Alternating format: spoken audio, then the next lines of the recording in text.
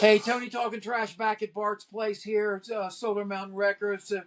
To note the passing, before I leave here, I wanted to talk to him about his thoughts about the Grateful Dead's leader, I guess second leader, Bob, the death of Bob Weir. It's really stirred up some weird stuff in me, and I thought I would talk to Bart about it, because if there's anybody I know around here that's more into it than even I ever was, it certainly would. I wouldn't say. Oh, I think you were, man. But so what are your thoughts? What were your first thoughts when you had? Did you know he was sick? I was shocked. No, I didn't know. Man, That came out of nowhere, and it just sucker punched. You know. I think you think back about him, man, and everybody always kind of took him for granted that he was there, sort of. You know, I mean, he was like the guy that kept things going, and after Jerry's been gone, he was the youngest one in the band, and you thought, yeah. They went to we heard all the stuff online this week about how, in 71 they were going to try to fire he and Pigpen. Were trying to throw him out of the band. Who out? Mickey and the Heartbeats played some gigs, and what they basically said was they tried to fire Weir and Pigpen because they thought Phil thought they were holding them back. Phil had convinced Jerry, but Jerry wouldn't enforce the fact that they let him go, and so they kept coming. And then folks, right around the corner comes. And I think this was his ultimate. Oh yeah, you want to throw me out of the band? How about this, Ace? We were just talking about Ace. I swear to God, in my opinion, Ace is as good almost as any Grateful Dead record. That's with all the greatest story ever told, Cassidy, all the stuff going on. I mean, that record is astonishing. And Dawn is all over. What a gift! I mean, and they played those songs were classics all the way to the. And I think from that point on. Then it became like a Jerry song, a Bob song after that, didn't it? Before that, it wasn't really like that, Before that record came, did you think it was in the early? Never thought about it. I mean, I thought I guess Pigpen was more, Well, yeah, Pigpen did a lot. The bluesy. Yeah. But his part, Love Light, that was Pigs. But he'll never be like somebody like that. We had this discussion the other day, Bart. I just think somebody like him.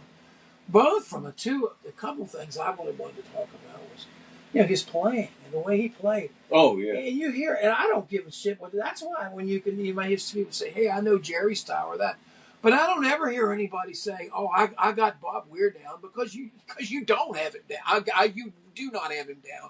Some animal like that who's up on the top of the neck to the bottom of the neck, playing on all the different type of effects and chords and pedals.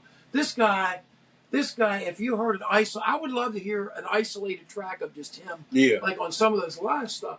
I mean, he's the jackrabbit jumping all over you, decorating the corners so it puts that 7th and that 11th sheen on that riff that Jerry playing the drum. I mean, and you know what he said? He said he studied McCoy Tyner. He said it was like McCoy Tyner, the piano player for Coltrane. Right. His main thing. I know he took from. He took lessons from McCoy Tyner? No, he took lessons from Reverend Gary Davis with Yorma. Yorma Kalkinen, and Bob all had lessons with Reverend. Wow. Reverend I did not know that. Yeah. So, but that's man. But there's just that's where a lot of it came from. He was just advanced and in not in a scholarly way, like going to school type. But I know his parents. He was evidently adopted, they said, and like his parents had like a shitload of money. And they wanted him to do all this stuff. He wanted to go to Stanford. He was like, no, I met Jerry instead. So it was like that. Heard this banjo player. Yeah. But I mean, I think about him, and I think another thing that I said that I thought was appropriate in this is he always to me, and I remember his songs is like every record came out, Go to Heaven, all the ones from Estimated Profit, all the different things he played. He always, to me, like Weather Report. Yeah, Weather Report's sweet. Victim or the Crime. I mean, this guy was like an enigma as far as his mind went. He was an enigma. I don't know anybody. I know you never knew where he was coming from, and you hear the song, you're like, wow. Or a song like what was that one song? Picasso Moon. That was like a rock. I saw some rockin' versions of that. he could always just sometimes, and you know, of course, one more Saturday night, that was their big one. Oh, At the end, yeah. big showstopper. But it's just you think he was there the whole time, the little kid. And you even made you made the comment of like the transformation if he went through the band from the baby face one. Yeah. Ended up He was what? the baby face, the cute one, you know, that got all the girls to morphed into a Jerry role after Jerry passed. You know, not overnight. It's just. I think I said this on one another one, but I'm going to go ahead and repeat it now. I did have I told you about it when I met him at Penguin Feather.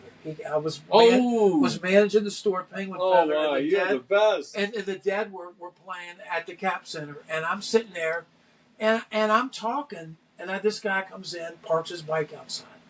I found out he was riding the bike trail down by the Potomac Canal. Everybody thinks, well, here's this hippie. Well, what he does, he gets on his bicycle. I mean, he was svelte, man. He was in good shape. He was in real good shape. So he goes over and starts looking through the CDs. And somebody said something or wanted to play some record or something like that. And I yelled out across the store to them, man, I'm sick of this fucking death negative vibe all this new stuff has. It's just like television. I said, it's just death, the end of the world. Why don't we have some more?